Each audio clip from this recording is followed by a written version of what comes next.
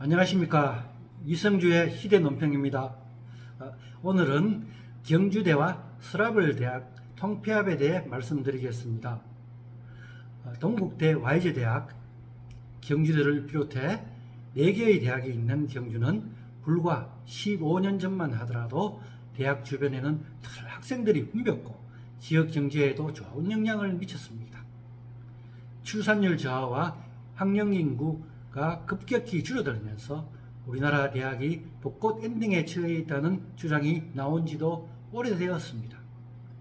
올해 4년제 대학 198개 중 91%에 달하는 180개가 수시 정시 모집을 통해서도 입학 정원을 다 충원하지 못했다고 합니다. 경북이 2889명으로 가장 많았으며 경주 지역 3개 대학도 예외는 아닙니다. 동국대 YG대학이 추가 모집을 하고 있으며 경주대는 입학 정원 762명 중에 무려 440여 더 충원해야 한다고 합니다.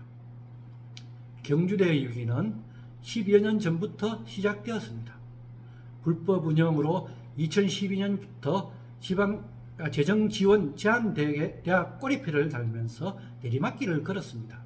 2017년 교육부 종합감사에서는 불법과 비리가 적발돼 2018년에는 교육부가 기존 이사들을 해임시키고 임시이사 체제를 만들었습니다. 하지만 법원으로부터 교육부의 처리가 잘못되었다는 판결이 나오자 원석학원 측은 2022년 2월부터 기존 이사 체제에 들어갔습니다. 그리고 경주대와 서라벌대가 교육부에 통폐합을 하겠다고 신청했지만 아직 산 넘어 산입니다. 교육부의 두 대학 통합 조건은 여러 가지 있습니다. 그중 가장 큰 조건은 100억 원이 넘는 경주대 교직원들의 체불임금을 해결하라는 것입니다.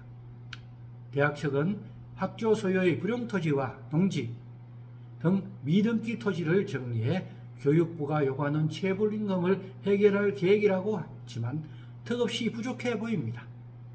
경주대는 6월 말까지 통합 노력에 대한 결과를 교육부에 보고하여야 합니다. 교육부는 대학 설립 심사위원회를 열어 다시 검토할 것입니다. 두 대학의 통합을 두고 교육부와 경주대가 서로 남탓만 하는 것 같아 미래가 그리 희망적이 않아 보입니다. 경주대의 발빠른 자구책 발언도 보이지 않습니다. 그 가운데 중요한 위치에 있는 김일륜 설립자의 의지가 중요하지만 특단의 조치를 내리지 않고 있습니다. 지금 경주대의 위기는 학령 인구 감소의 영향도 크지만 장기간 교육의 공적 영역을 간과하고 투명하게 운영하지 못한 것이 원인이라고 할 수 있겠습니다.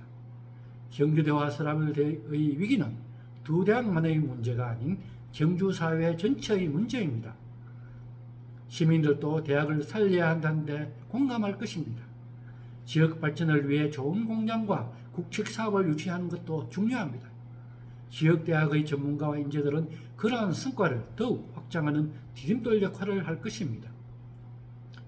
학령 인구가 감소하니까 무조건 대학을 줄여야 한다는 논리와 주장은 지방을 더욱 피폐하게 만듭니다.